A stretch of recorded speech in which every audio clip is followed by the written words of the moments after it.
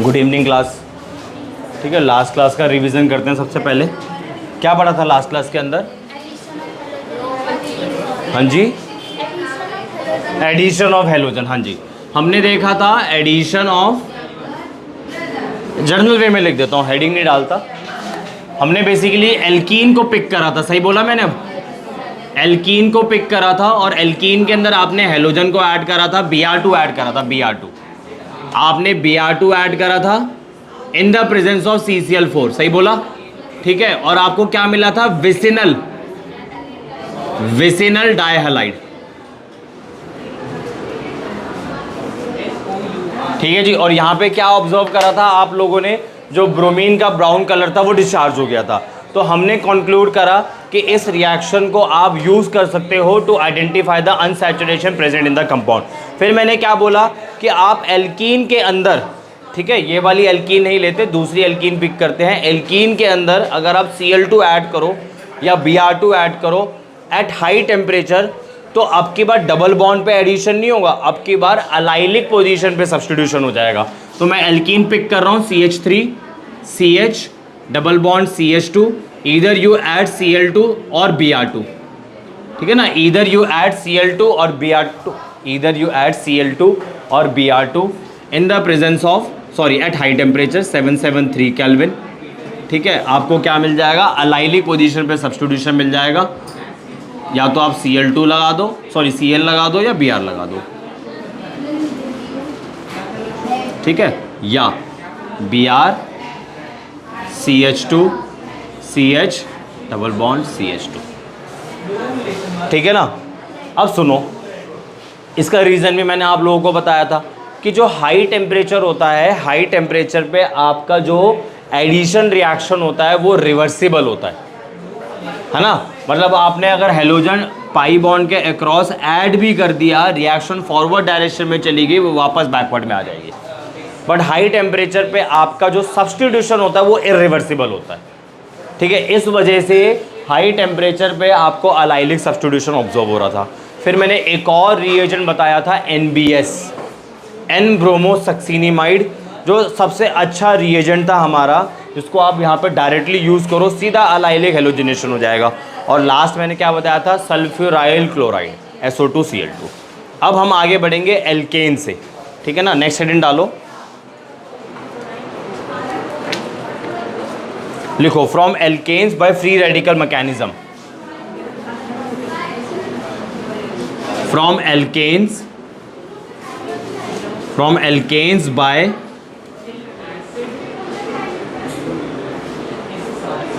free radical mechanism, from alkanes by free radical mechanism, ठीक है। Example लो, CH4 example लिया, सबसे सिंपलेस्ट एल्केन लिया CH4, आपने इसमें Cl2 को ऐड करा in the presence of H new, ठीक है। क्या क्या प्रोडक्ट बनकर आते हैं देखो आप। सबसे पहला प्रोडक्ट आपका बनकर आएगा CH3Cl plus CH2Cl2 plus CHCl3 plus CCl4, ठीक है। अब इसको समझने की कोशिश करते हैं कि ये प्रोडक्ट्स बन के कैसे आते हैं।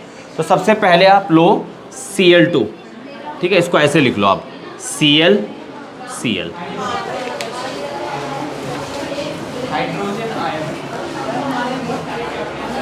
ठीक है। यहाँ पे आप होमोलिटिक फिशन कराओ, होमोलिटिक फिशन कराओगे तो क्या मिलेगा? Twice of chlorine free radical, ठीक है। इसका नाम है जी chlorine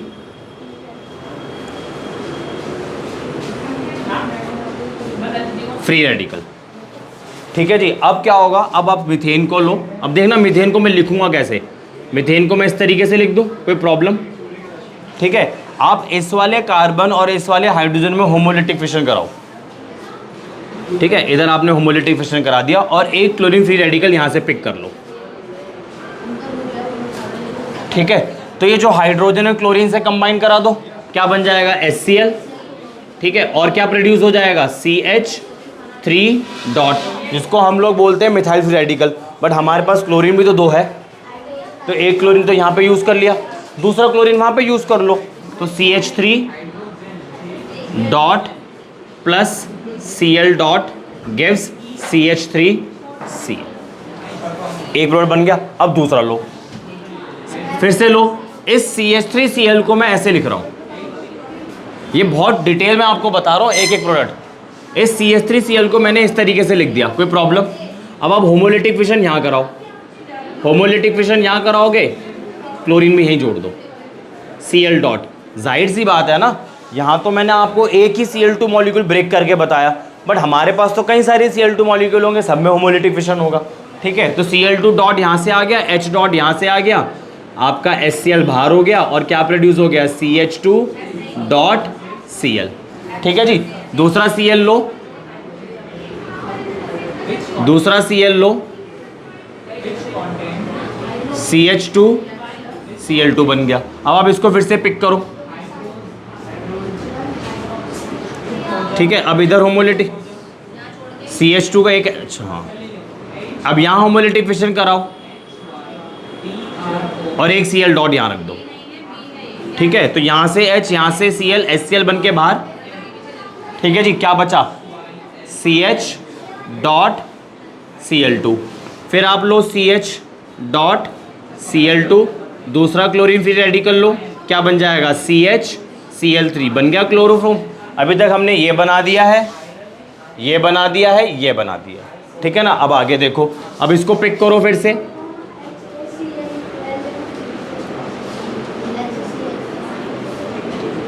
H dot plus CCl3 dot. ठीक है, क्लोरीन फ्री रेडिकल लो, अरे इसी में ले लेता हूं, क्लोरीन फ्री रेडिकल लो, यहां बन जाएगा HCl, यहां हो जाएगा CCl3 डॉट, और लास्ट स्टेप होगा आपका CCl3 dot plus Cl dot gives CCl4। अब देखो इस रिएक्शन का एडवांटेज क्या है, इस रिएक्शन का एडवांटेज ये है कि जब आप इन दोनों रिएक्टेंट को यूज करके प्रोडक्ट को प्रोड्यूस कर रहे हो, आई मीन हेलो एल्केन बना रहे हो, you are getting mixture of haloalkane. एक नहीं आ रहा, कई सारे आ रहे हैं, और इन सभी हेलो एल्केन का जो बॉइलिंग पॉइंट है आसपास है, तो इनको सेपरेट करने में आपको डिफिकल्टी होगी, है ना, ये बात क्लियर होगी। हाँ, आप इन प्रोडक्ट की यील्ड को कंट्रोल कर सकते हो, इनके अमाउंट को कंट्रोल करने के बाद। आप इन दोनों का अमाउंट इस तरीके से ले लो कि आपका यहाँ पे जो प्रोडक्ट है वो कंट्रोल हो जाए, है ना। पहला पॉइंट मैंने क्या बताया कि इस रिएक्शन का पहला पॉइंट मैंने क्या बताया, इस रिएक्शन को जो डिसएडवांटेज है वो क्या है कि इस रिएक्शन के थ्रू आपको मिक्सचर ऑफ एल्केन्स मिलते हैं, mixture of halo alkane, sorry. ठीक है ना, तो इनका बॉइलिंग पॉइंट तो आसपास है, क्योंकि इनका बॉइलिंग पॉइंट आसपास है तो इनको सेपरेट करने में हमें परेशानी होती है, पहला पॉइंट हो गया। बट आप इन प्रोडक्ट की यील्ड को कंट्रोल कर सकते हो by controlling the amount of the reactant. आप इन रिएक्टेंट का अमाउंट इस तरीके से ले लो कि ये जो प्रोडक्ट बनकर आ रहा है इनकी यील्ड आपके अकॉर्डिंग आ जाए, 2 पॉइंट हो गए। बट इंडस्ट्रीज़ में इन मिक्सचर ऑफ कंपाउंड को, इन मिक्सचर ऑफ प्रोडक्ट को सेपरेट करना ईजी होता है। फ्रैक्शनेटिंग कॉलम ले लेते हैं, बड़ा सा फ्रैक्शनेटिंग कॉलम, और उसके थ्रू इन सबको सेपरेट कर देते हैं। इतना समझ में आ गया। इधर हुआ आपका मोनो हेलोजिनेशन, इधर हुआ आपका डाई हेलोजिनेशन, उधर हुआ आपका ट्राई हेलोजिनेशन, उधर आपका हुआ टेट्रा हेलोजिनेशन। उतारो पहले आप,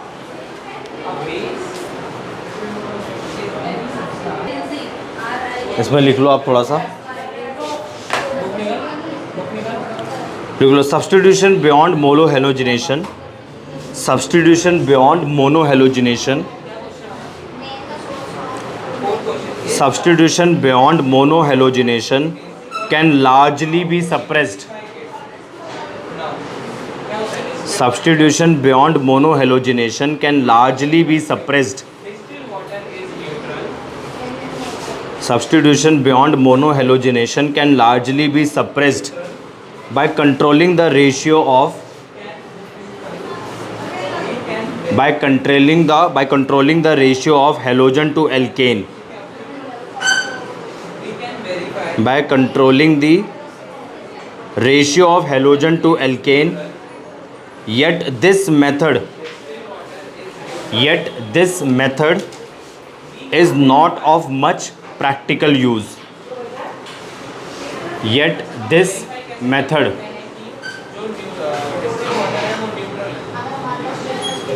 is not of much practical use in the lab. Yet this method is not of much practical use in the lab since the boiling point of these haloalkanes are quite close.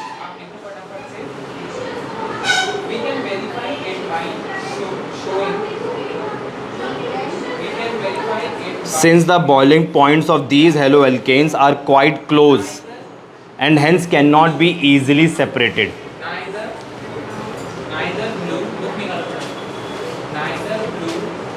And cannot be easily separated.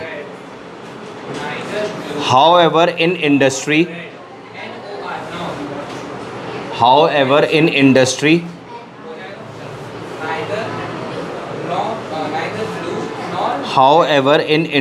such complex mixtures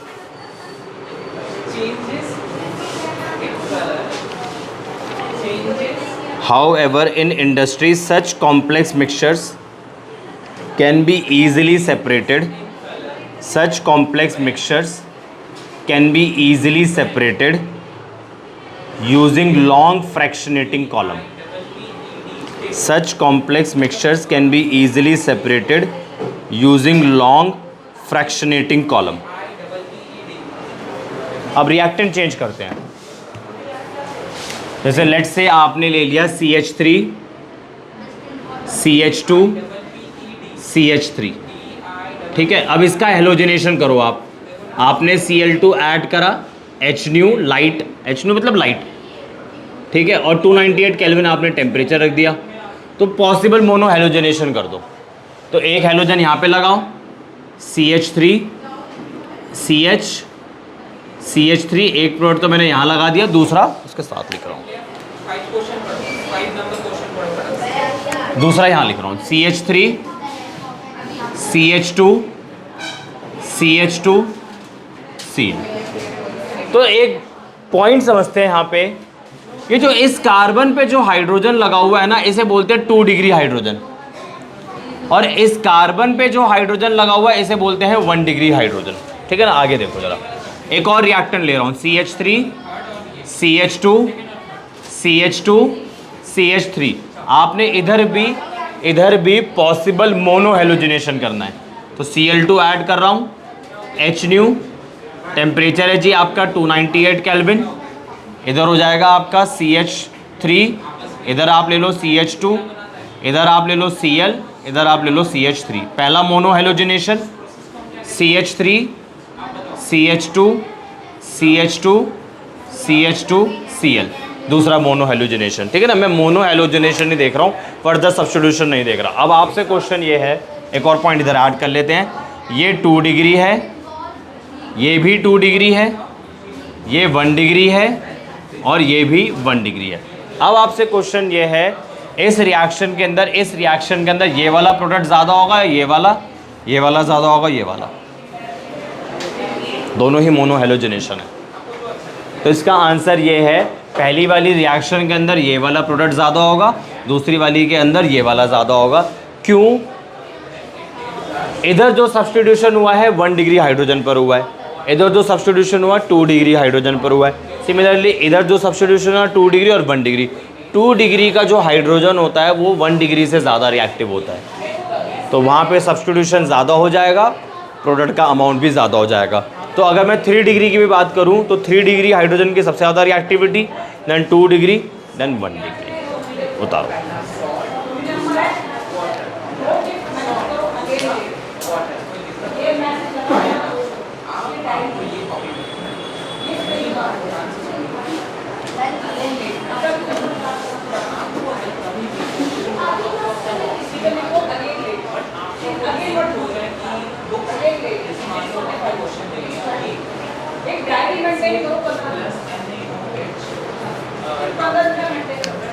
ठीक है, इधर है जी 45, अगर percentage के बारे में बात करो, इधर है जी 55,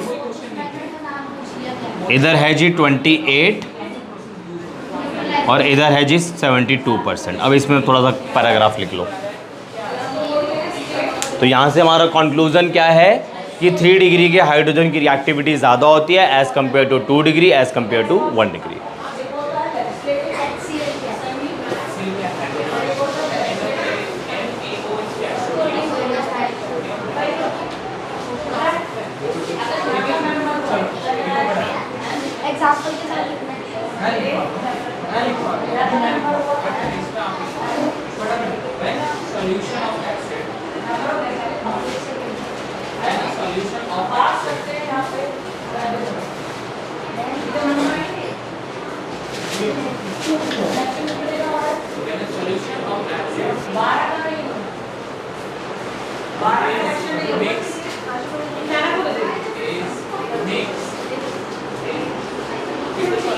लिख लो the relative amounts of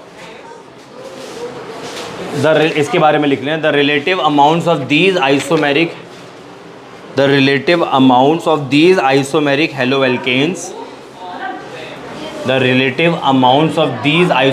haloalkanes depend upon the nature of the halogen.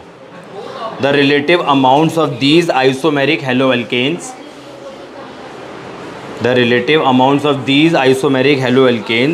depend upon the nature of the halogen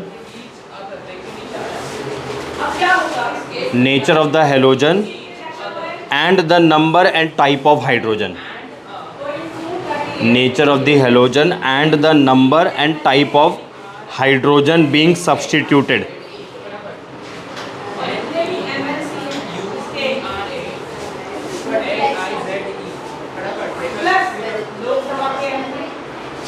आगे लिखो full stop in general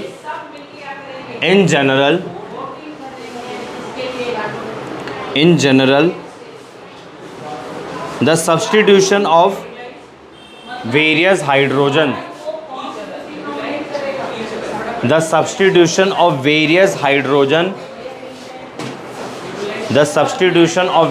hydrogen follows this order. The substitution of various hydrogen follows this order. ये वाला 3 degree फिर 2 degree फिर 1 degree. ठीक है जी, आगे लिखो but their relative rates vary with the nature of halogen. But their relative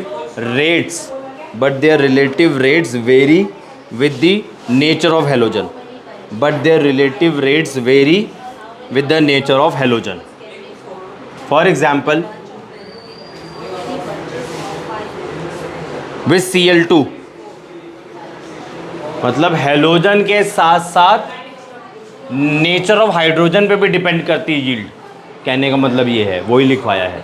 hydrogen वाला बता दिया मैंने आपको यहाँ पे, ठीक है। हाइड्रोजन के अलावा अगर आप हेलोजन बदलोगे तो भी रेट बदल जाएगी, यील्ड बदल जाएगी। लिखो आप इसके अंदर, for example with Cl2 the relative rate of substitution, the relative rate of substitution of 3 degree. For example, with Cl2 the relative rate of substitution of 3 degree, 2 degree and 1 degree. For example, with Cl2 the relative rate of substitution 3 degree, 2 degree and 1 degree hydrogens, 3 degree, 2 degree and 1 degree hydrogens at 298 Kelvin is 5:3.8, 5:3.8:1. While with Br2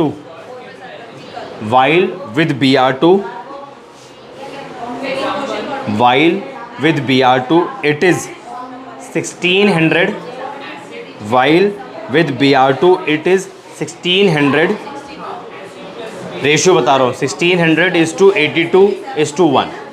1600:82:1 at 400 Kelvin.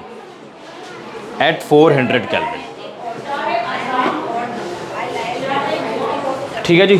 तो अभी हमने chlorination भी देख लिया, अभी हमने bromination भी देख लिया। अब हम आयोडीनेशन देखते हैं। क्लोरीनेशन भी देख लिया, ब्रोमिनेशन भी देख लिया, आयोडीनेशन देखते हैं। ठीक है, सबके अंदर हम एक ही चीज़ कर रहे हैं, हेलोजिनेशन कर रहे हैं। अभी तो हम फ्री रेडिकल हेलोजिनेशन देख रहे हैं। तो आपने लिया लेट्स से CH4, ठीक है, और इसमें आपने आयोडीन ऐड करा। देखो आयोडीन की जो रिएक्शन होती है वो दैट इज़ आयोडीनेशन, वो रिवर्सिबल होती है, ठीक है, रिवर्सिबल होती है, बहुत ज़्यादा स्लो होती है। तो जब आप इधर आयोडीनेशन करोगे तो आपको क्या मिलेगा, CH3 और I मिलेगा प्लस HI मिल जाएगा, ठीक। बट ये रिएक्शन तो रिवर्सिबल है, प्रॉब्लम होगी मेरे लिए। मतलब मैंने अगर ये बना भी दिया तो रिएक्शन उल्टी मैंने अगर ये बना भी दिया तो रिएक्शन यहाँ जाना शुरू हो जाएगी, ये तो प्रॉब्लम होगी मेरे लिए। मैं क्या करूँ, मैं इसके अंदर ऑक्सीडाइजिंग एजेंट ऐड कर दूंगा साथ में। ऑक्सीडाइजिंग एजेंट आप कौन सा ऐड कर सकते हो, HiO3 ऐड कर दो, hydro iodic acid, hydro iodic acid, ठीक है। नाइट्रिक एसिड भी ऐड कर सकते हो, HgO मरकरी का ऑक्साइड भी ऐड कर सकते हो। अब ये क्या करेगा, जैसे इसका एग्जांपल पिक करता हूँ, ये क्या करेगा, HI से रिएक्ट करेगा, HiO3, HI से रिएक्शन हुई, क्या मिला आपको, I2 मिला और वाटर बाहर आ जाएगा, ठीक है। बाकी बैलेंसिंग है। तो अब देखो आपका बेसिकली HI तो कंज्यूम हो गया, HI कंज्यूम हो गया, क्यों कंज्यूम हुआ आपको पता लग गया।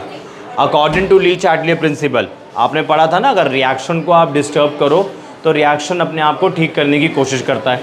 तो रिएक्शन में आपने क्या डिस्टर्बेंस क्रिएट करी, HI को ही रिमूव कर दिया, HI को रिमूव कर दिया, इसकी कंसंट्रेशन घट गई, रिएक्शन डिस्टर्ब हो गई। रिएक्शन क्या करेगा, अपने आप को ठीक करने की कोशिश करेगा। ठीक कैसे करेगा, जो एरर आपने इंट्रोड्यूस करा है, जो इफेक्ट आप लोगों ने क्रिएट करा है, उसको अंडू करके। तो HI का अमाउंट बढ़ेगा, HI का अमाउंट बढ़ेगा तो रिएक्शन कहाँ पे जाएगी, फॉरवर्ड डायरेक्शन में जाएगी, तो इसका अमाउंट ही बढ़ जाएगा। ठीक है जी, उतारो रिएक्शन, उतारो, इसमें लिख लो।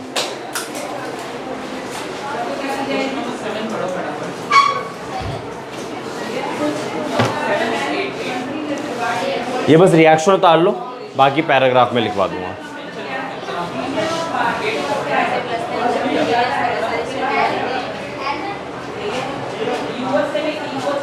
इसमें आप लिख लो, iodination is a reversible reaction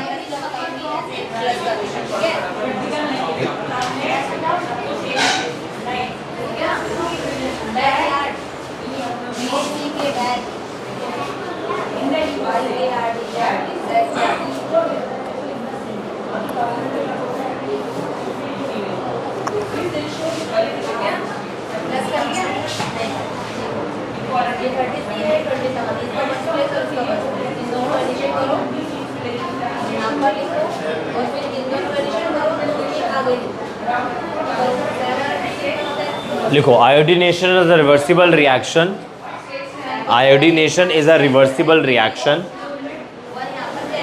so it should be carried out, so it should be carried out along with some, so it should be carried out along with some oxidizing agent, so it should be carried out along with some oxidizing agent such as HiO3, HNO3, HgO। ये लिखे हुए तीनों oxidising agent के नाम लिख लो, ये oxidising agents है। ठीक है, iodination is a reversible reaction, so it should be carried out along with some oxidizing agents such as HiO3, HNO3, HgO, etc. etc. ठीक है, these oxidizing agents destroy the, these oxidizing agent destroys the HI, these oxidizing agents destroys the HI as it is formed, these oxidizing agents destroys the HI as it is formed,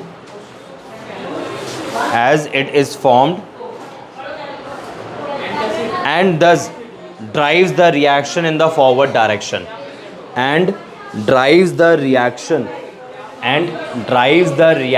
in the forward direction, and drives the reaction in the forward direction. ठीक है जी। चलो अब चलते हैं fluorination की तरफ। हमने chlorination भी देख लिया, ब्रोमिनेशन भी देख लिया, आयोडीनेशन भी जस्ट देखा, फ्लोरिनेशन के बारे में बात करते हैं। देखो फ्लोरिनेशन की जो रिएक्शन होती है वो हाईली एक्सोथर्मिक होती है। फ्लोरिनेशन की जो रिएक्शन होती है वो बहुत ज़्यादा एक्सोथर्मिक होती है। उसके दो रीज़न आप ले सकते हो। पहला रीज़न आप क्या ले सकते हो कि जो फ्लोरीन और फ्लोरीन इसको तोड़ने के लिए जो एनर्जी आप सप्लाई करोगे उसे आप लोग क्या बोलोगे, bond dissociation enthalpy, bond dissociation enthalpy. ठीक है जी। और एक बात बताओ, हेडिंग क्या डलवाई है मैंने आप लोगों को आज जब क्लास स्टार्ट करी क्या हेडिंग डलवाई है, पढ़ के बताना। Free radical mechanism. ठीक है जी। तो ध्यान रखना ज़रा। अब फ्री रेडिकल मैकेनिज्म क्यों बोला अब पता लग जाएगा। मैंने आपको क्या बोला कि जो फ्लोरिनेशन होता है वो हाईली एक्सोथर्मिक रिएक्शन होती है। उसके दो रीज़न है। एक छोटा सा रीज़न तो यहाँ से आता है, लो बॉन्ड डिसोसिएशन, यहाँ लिख रहा हूँ, लो बॉन्ड डिसोसिएशन एंथैल्पी। एक तो ये रीज़न है, और दूसरा रीज़न क्या है आपका, ये वाला स्टेप जो बेसिकली एक टर्मिनेशन स्टेप है। याद है मैंने आपको पेरोक्साइड इफेक्ट या खराश इफेक्ट या एंटी मार्कोवनिकॉव रूल के अंदर बताया था कि जो टर्मिनेशन स्टेप होता है उसके अंदर हम रेडिकल को डिस्ट्रॉय करते हैं, जितने भी पॉसिबल रेडिकल्स बनते हैं उनको डिस्ट्रॉय करते हैं। तो मैंने क्या बोला कि जो फ्लोरिनेशन होता है वो हाईली एक्सोथर्मिक होता है, partly due to low bond dissociation enthalpy and due to highly exothermic of one of the termination step. ये वाला जो स्टेप है ये बहुत ज़्यादा एक्सोथर्मिक है, बहुत ज़्यादा एक्सोथर्मिक है, हाईली एक्सोथर्मिक। इतना ज़्यादा एक्सोथर्मिक है कि यहाँ पे जो हीट रिलीज होती है ना वो कार्बन कार्बन बॉन्ड को ब्रेक कर देती है। कौन सा कार्बन कार्बन बॉन्ड? कंपाउंड का। आपने ये बना लिया, रिएक्शन क्या है, हाईली एक्सोथर्मिक। हीट इतनी ज़्यादा रिलीज होगी कि ये जो आपका इसके अंदर कार्बन कार्बन बॉन्ड प्रेजेंट होगा वही ब्रेक हो जाएगा। तो कंपाउंड ही खत्म हो गया, हमारा बना ही नहीं, पंगा हो गया ना। तो क्या करें? तो दो तरीके हैं। पहला तरीका क्या है कि आप डायरेक्ट फ्लोरिनेशन कर दो।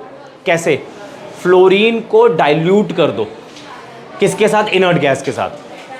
फ्लोरीन गैस ली, उसके साथ इनर्ट गैस उठा के डाल दो, डाइल्यूट कर दो, मतलब कंसंट्रेशन आप घटा रहे हो फ्लोरीन की।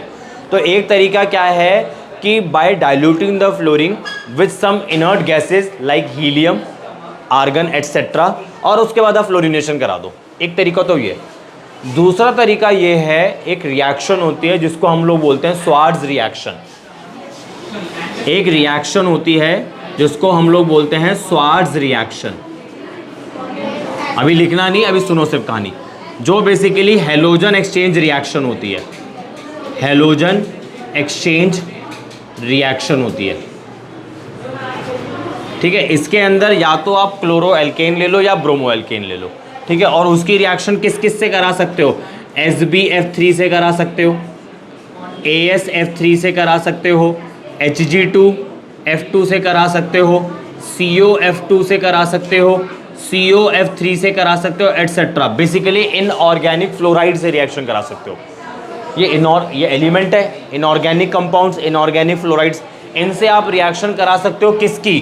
क्लोरो एल्केन की करा दो, ब्रोमो एल्केन की करा दो। लेट्स से CH3Cl लिया, तो इसकी जगह फ्लोरीन यहाँ पे लग जाएगा, क्लोरीन आपका बाहर निकल जाएगा, आपका प्रोडक्ट बनकर आ जाएगा। जैसे इसको प्रॉपर लिखते हैं, रुको जरा।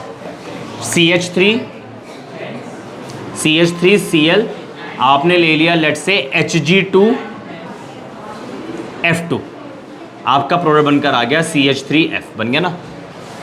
तो इधर हेलोजन ही तो एक्सचेंज हुआ, क्लोरीन और ब्रोमीन की जगह आपने फ्लोरीन जोड़ दिया। तो ऐसी रिएक्शन को हम लोग बोलते हैं हेलोजन एक्सचेंज रिएक्शन, और इस रिएक्शन का एक स्पेसिफिक नेम है स्वार्ट्ज रिएक्शन। ठीक है जी।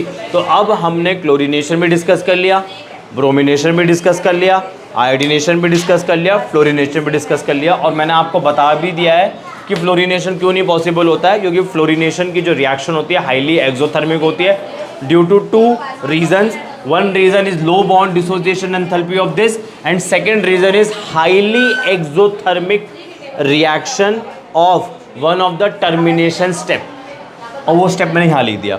यहाँ से इतनी ज़्यादा एनर्जी रिलीज होगी कि वो एनर्जी कार्बन कार्बन बॉन्ड को ब्रेक कर देगी। कौन सा कार्बन कार्बन बॉन्ड? आपके प्रोडक्ट का कार्बन कार्बन बॉन्ड, आपका प्रोडक्ट ही नहीं बना। तो अब क्या करें, फ्लोरीनेशन हम कैसे करें? तो फ्लोरीनेशन करने के मैंने आपको दो तरीके बता दिए, या तो आप फ्लोरीन को पहले डाइल्यूट कर दो विद द इनर्ट गैसेस, उसके बाद फ्लोरीनेशन करा दो, और नहीं तो दूसरा तरीका क्या है, हेलोजन एक्सचेंज रिएक्शन परफॉर्म करा दो। हेलोजन एक्सचेंज रिएक्शन के अंदर मैंने इसका बाकायदा नाम बताया है, स्वार्ट्ज रिएक्शन। तो लिखो पहले आप, लिखो fluorination of hydrocarbon, fluorination of hydrocarbon with pure F2, fluorination of hydrocarbons with pure F2 gas occurs explosively. Fluorination of hydrocarbons with pure F2 gas occurs explosively. Fluorination of hydrocarbons with pure F2 gas occurs explosively.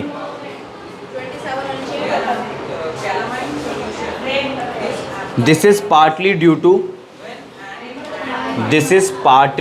to low bond dissociation energy. This is partly due to low bond dissociation enthalpy of F2 molecule. This is partly due to low bond dissociation energy of F2 molecule, and partly due to strongly exothermic nature,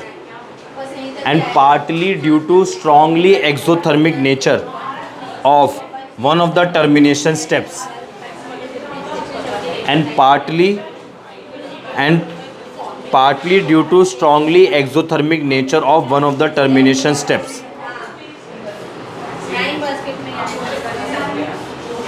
ये लिख लो bracket में step.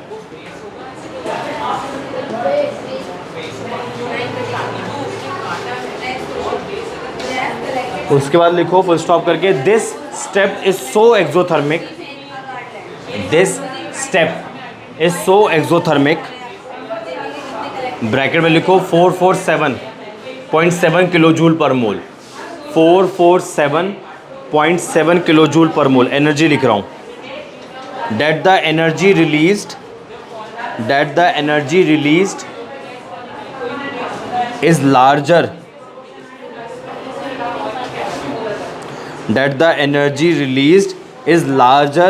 than that required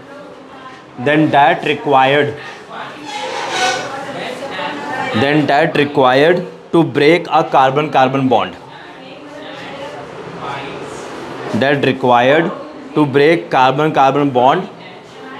bracket में आप लिख लो 347.3, इनकी energy की value बता रहा हूँ। 3, ये वैसे याद करना ज़रूरी नहीं है एनर्जी की वैल्यू, बट डेटा के साथ थोड़ा अच्छा समझ में आता है। 347.3 kilo joule per mole, there bye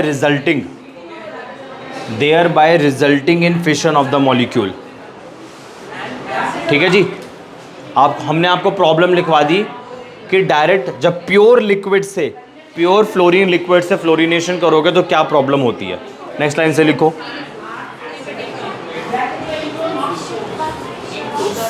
fission of the molecule, ये वाला मॉलिक्यूल टूट जाएगा, बनेगा टूट जाएगा। नेक्स्ट लाइन से लिखो, हाउ एवर डायरेक्ट फ्लोरीनेशन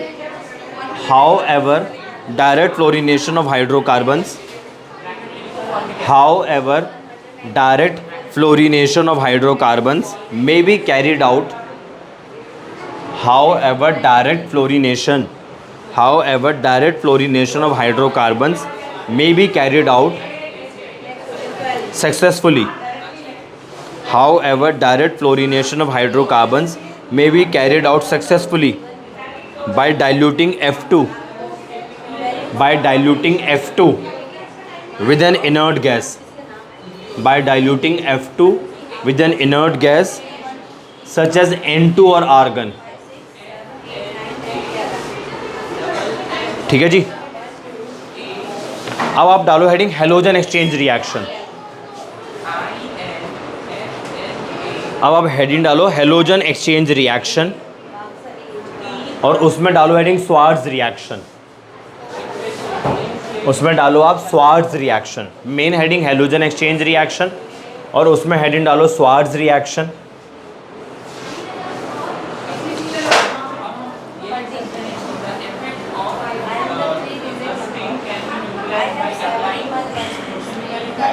उतार लिया। ये इनऑर्गेनिक कंपाउंड्स उतार लो, SbF3, AsF3, Hg2F2, COF2, COF3, एक और लिख लो AgF। इनमें से आप कोई सा भी यूज़ कर सकते हो, इनमें से आप कोई सा भी यूज़ कर सकते हो। ये रिएक्टेंट लिखा या आपने इनमें से इनऑर्गेनिक फ्लोराइड्स लिखा, CH3F आ गया और आपका बाई प्रोडक्ट आ गया Hg2Cl2। तो देखो बेसिकली हेलोजन ने अपनी पोजीशन बदली और आपको फ्लोरो एल्केन मिल गया। एक और रिएक्टेंट दे रहा हूँ, लिखना ज़रा, CH3Br AgF। और ध्यान रखना जितनी भी नेम रिएक्शंस होती है सबके सब इंपॉर्टेंट होती है। तो ये आपकी नेम रिएक्शन आई है, स्वार्ट्ज रिएक्शन, पहली नेम रिएक्शन आई है ना, Swarts reaction.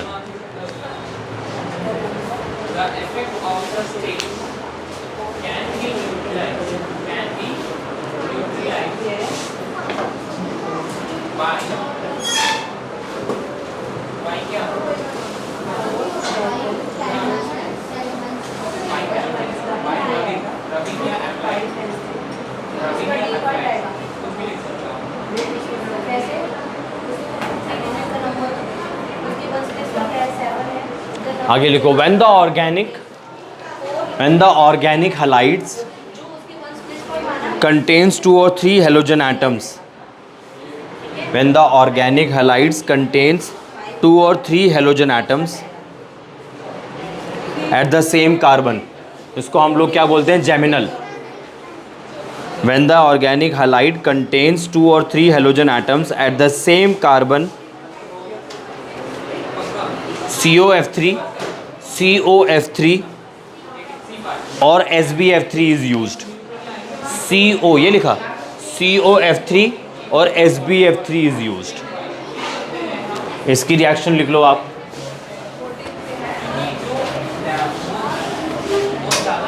CH3 CCl2 CH3, आपने यूज़ करा SbF3, ठीक है। दोनों क्लोरीन को रिमूव कर दो, CH3 CF2 CH3 और आपका बाई प्रोडक्ट बनकर आ जाएगा SbCl3, ठीक है ना। अब देखो दूसरी नेम रिएक्शन लिखो, फिल्केनस्टीन रिएक्शन, फिनकलस्टीन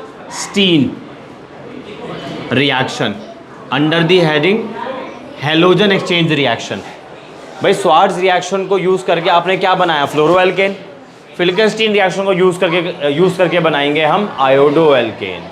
तो एग्जांपल है, अगर आप जर्नल रिएक्शन उतारो तो RCl, ठीक है, या RBr, दोनों की रिएक्शन आप NaI से कराओ, इसको भी आप NaI से कराओ, ठीक है। यहाँ क्या बने, एसीटोन के प्रेजेंस में यहाँ क्या बनेगा, Ri बनकर आ जाएगा और NaCl बनकर आ जाएगा, Ri बनकर आ जाएगा और NaBr बनकर आ जाएगा। इस रिएक्शन का नाम है फिल्केनस्टीन रिएक्शन। इधर भी एसीटोन डालेंगे, ऊपर भी एसीटोन डालेंगे। अगर आप एग्जाम्पल लो तो CH3Cl प्लस NaI कंप्लीट करना है इसको आपने, ठीक है जी। CH3Br और NaBr, सॉरी NaI क्या बोल दिया, NaI अगेन एसीटोन, आपने इसे कंप्लीट करना है। चलो करो।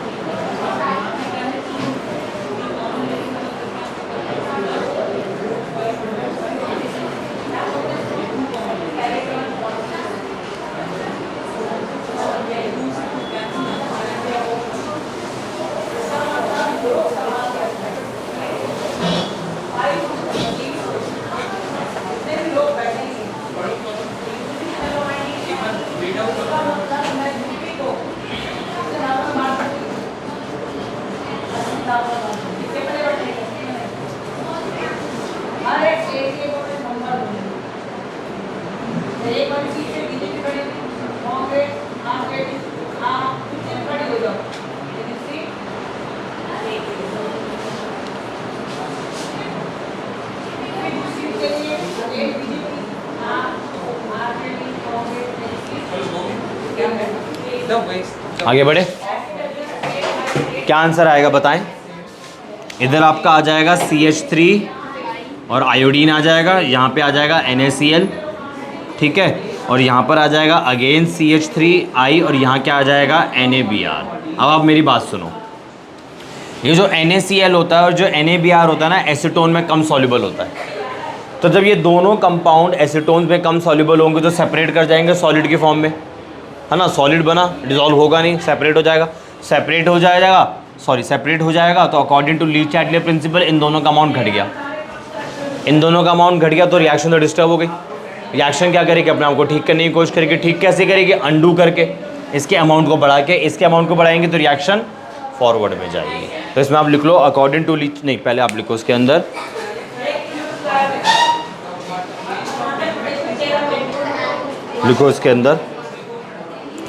NaCl और NaBr being less soluble than NaI, NaCl और NaBr being less soluble than NaI,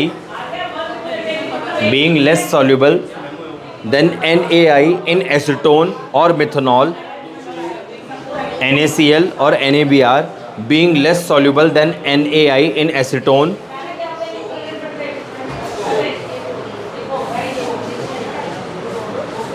और मिथेनॉल। आप एसीटोन की जगह मिथेनॉल भी यूज कर सकते हो। और methanol gets deposited during the course of reaction, gets deposited during the course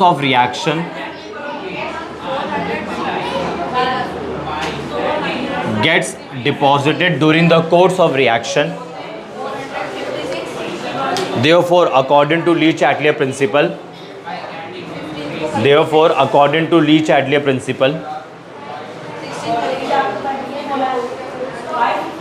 the equilibrium shifts in the forward direction. Thus according to Lee-Chatelier principle, the equilibrium shifts in the forward direction. The equilibrium will shift in the forward direction. ठीक है जी। तो ये अब आपकी halo alkanes की preparation done हो गई, halo alkanes की ख़त्म हो गई है एज पर योर NCERT। ठीक है, आगे बढ़ते हैं। नेक्स्ट लाइन से हेडिंग डालो, methods of preparation of haloarenes. Methods of preparation of haloarenes. Next heading is methods of preparation of हेलोअरीन्स।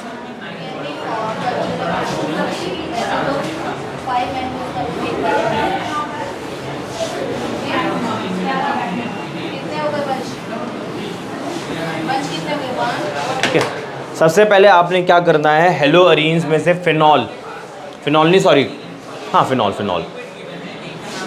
का रेजोनेंस बनाओ। मेथड्स ऑफ प्रिपरेशन ऑफ हेलोअरीन लिख लिया। सबसे पहले फिनॉल, अभी समझ में आ जाएगा फिनॉल क्यों ले रहे हैं हम। सबसे पहले आप फिनॉल का रेजोनेटिंग स्ट्रक्चर ड्रॉ करो, पहले करो।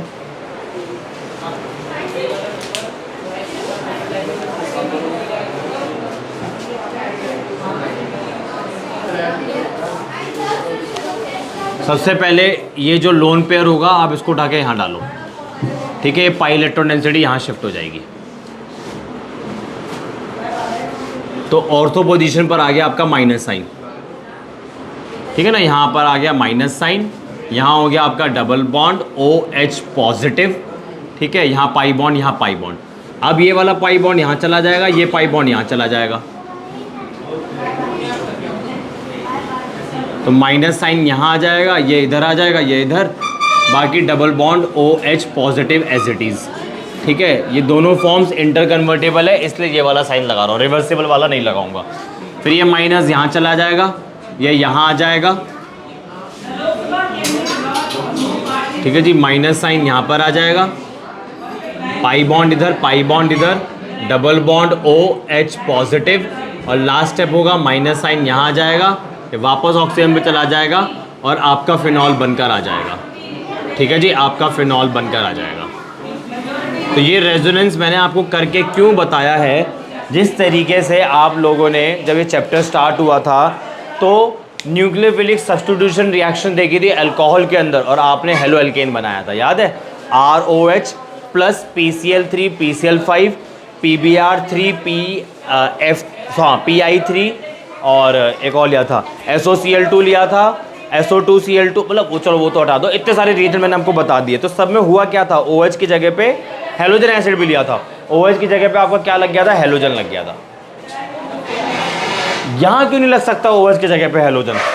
जब हम अल्कोहल की केस पे न्यूक्लियोफिलिक सब्स्टिट्यूशन रिएक्शन कर सकते हैं टू प्रोड्यूस हेलो एल्केन, तो इधर क्यों नहीं कर सकते न्यूक्लियोफिलिक सब्स्टिट्यूशन रिएक्शन? तो देखो हेलोजन इस फिनॉल के अंदर रेजोनेंस हुआ, रेजोनेंस की वजह से यहाँ पे जो कार्बन ऑक्सीजन बॉन्ड है वो डबल बॉन्ड हो गया। सिंगल बॉन्ड के कंपैरेटिवली डबल बॉन्ड को तोड़ना ईजी है, सिंगल बॉन्ड को तोड़ना ईजी है? सिंगल बॉन्ड, तो सिंगल बॉन्ड तो है नहीं यहाँ पे। रेजोनेंस की वजह से यहाँ पे डबल बॉन्ड कैरेक्टर आ गया है, और क्योंकि डबल बॉन्ड को ब्रेक करना डिफिकल्ट होगा, इसलिए फिनॉल के केस में न्यूक्लियोफिलिक सब्स्टिट्यूशन रिएक्शन नहीं देखी जाती है। देखी जाती है बट एट ड्रास्टिक कंडीशन। तो लिख लो आप इसके अंदर थोड़ा सा,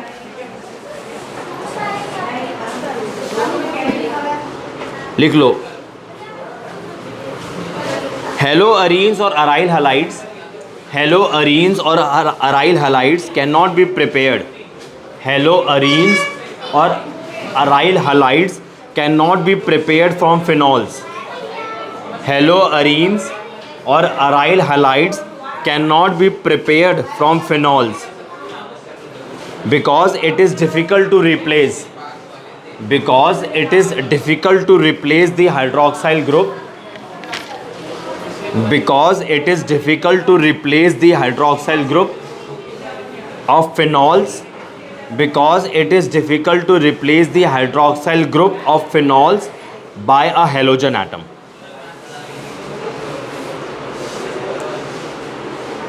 By a halogen atom because of resonance, because of resonance. Full stop करके लिखो, फुल स्टॉप करके लिखो, due to resonance, due to resonance there is a double bond character, due to resonance there is a double bond character between carbon and oxygen, there is a double bond character, due to resonance there is a double bond character between carbon and oxygen in phenols,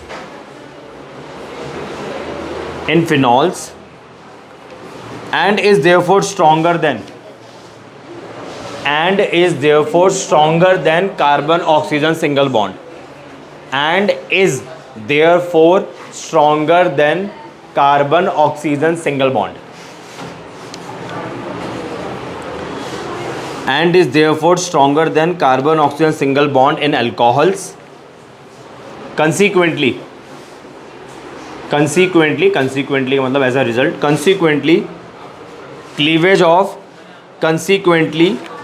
of carbon oxygen bond in phenols, consequently cleavage of carbon oxygen bond in phenols is difficult under ordinary condition, is difficult under ordinary condition. दोबारा सुन लो, हमने देखा phenol के अंदर resonance की वजह से carbon और oxygen के बीच में डबल बॉन्ड कैरेक्टर आ गया, और अल्कोहल में ऐसा जैसा कुछ नहीं था। तो फिनॉल के केस में अगर आप न्यूक्लियोफिलिक सब्स्टिट्यूशन रिएक्शन करने की भी कोशिश करोगे तो नहीं हो पाएगी, due to the double bond character present between carbon and oxygen in phenol. और कार्बन ऑक्सीजन का जो फिर डबल बॉन्ड कैरेक्टर होगा, कार्बन ऑक्सीजन का जो बॉन्ड होगा फिनॉल के केस में स्ट्रॉन्ग हो जाएगा, तोड़ना मुश्किल हो जाएगा एज कम्पेयर टू अल्कोहल, जहाँ पे कार्बन ऑक्सीजन बॉन्ड क्या था, सिंगल था, वहाँ पे बॉन्ड तोड़ना इजी था, तो वहाँ पे न्यूक्लियोफिलिक सब्स्टिट्यूशन रिएक्शन इजी थी। यहाँ पे nucleophilic substitution reaction under normal condition difficult होती है, बट आप इधर भी न्यूक्लियोफिलिक सब्स्टिट्यूशन रिएक्शन कर सकते हो अंडर ड्रास्टिक कंडीशन, जो हम सेकंड चैप्टर में देखेंगे, अल्कोहल फिनॉल ईथर। हमारा मेन मोटिव यहाँ पे हेलो एल्केन्स और हेलो अरीन्स की प्रिपरेशन है, जिसमें से हमने हेलो एल्केन का कर लिया है, हेलो एल्केन कर लिया है, हेलो एल्कीन कर लिया है, हेलो एल्काइन कर लिया है। अब हम नेक्स्ट क्लास से स्टार्ट करेंगे हेलो अराइन्स।